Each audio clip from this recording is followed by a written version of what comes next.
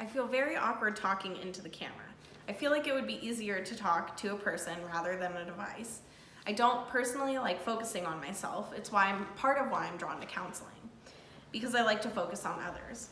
I almost didn't go through with the application process because this video made me so anxious, but I'm not the type of person who lets anxiety or fear get in the way of my goals, and I refuse to not give myself the opportunity to be a part of this program. With that being said, let's get this video started and begin with what I'm most passionate about. I'm most passionate about helping kids and families.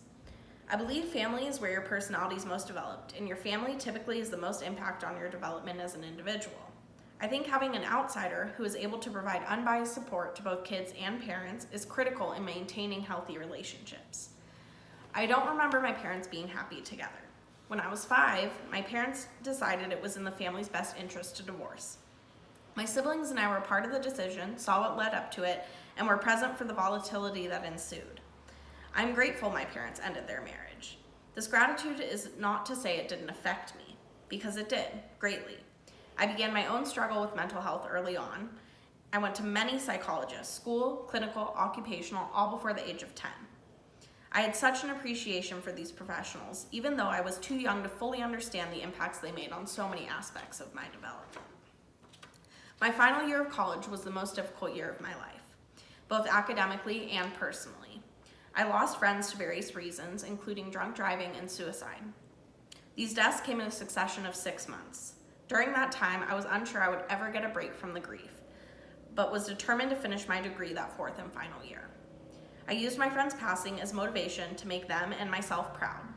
I found the strength to persevere through my community, my family, and my academics in order to make the best out of a tragic and traumatic situation. I also knew that I had to work through my grief with a therapist, and I'm glad I had previous experience in therapy to know how beneficial it could be for me. I took the loss as an opportunity to be grateful for life, and the lessons I gained from therapy at the time made me even more committed to clinical work. My main goal as a clinician working with families experiencing divorce would be to help parents divorce amicably. I would want to help the parents let go of anger from the past or old patterns and help them start a new stage where they work as a team to co-parent effectively. I would also want to help keep the kids out of the divorce as much as possible. I would want to be a source of support for both the parents and the children and help maintain boundaries that don't overly involve the kids. I want to help the kids adjust. If they need to go between houses, if they have to choose one parent to live with, helping kids and parents understand and set boundaries as well as how to maintain them. This is part of why I chose an MFT program, because family systems are really important to me. I think the whole family needs support in adjusting to a new situation. Helping kids of divorced parents are so important to me that I chose to study it from an academic perspective.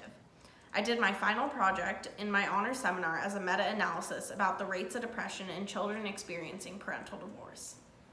In the MFT program, I most want to learn about family systems, about effective therapy techniques, and how to be authentic while still providing the most effective counseling. I have many areas of growth, including how much I have to learn, as my experience has been in research and practical applications, but not direct delivery of therapy. I need to broaden my perspective about theoretical approaches, more than just CBT and neuroscience. I'd have to be open to helping all people, but I need to work on having more empathy for certain populations, such as those who neglect or abuse children, so I could work constructively with them. Another area of growth is with the populations I have not yet worked with. Most of my academic and work experience is with or about children, so I'd need more experience with lifespan development. I'm looking forward to being mentored through these areas of growth in the MFT program. I think my biggest contribution to working with others in need of mental health services is my own experience in therapy. Participating in therapy myself has helped me remain humble. It reminds me that everyone struggles, and there is no shame in seeking support for it. Attending therapy of my own has taught me how to ask good leading questions that help people open up about themselves. Personally, I have learned about my own triggers and early warning signs. I have also learned how to effectively plan for a crisis and what skills from DBT and CBT can help when in crisis. DBT in particular has emphasized the importance of regulating between emotion and reason mind to create wise mind. Therapy has also taught me how to provide unbiased support while remaining honest. My most effective therapists have been truthful in their approach and would always validate my reactions, emotions, and experiences. I think it is essential for a therapist to be self-aware and continue their own therapy because issues are bound to come up throughout life, and knowing how to effectively deal with them is crucial for me to concentrate on serving the client's needs rather than focusing on myself. I hope to be a part of this MFT program, and I hope this gives you a little bit more insight about me.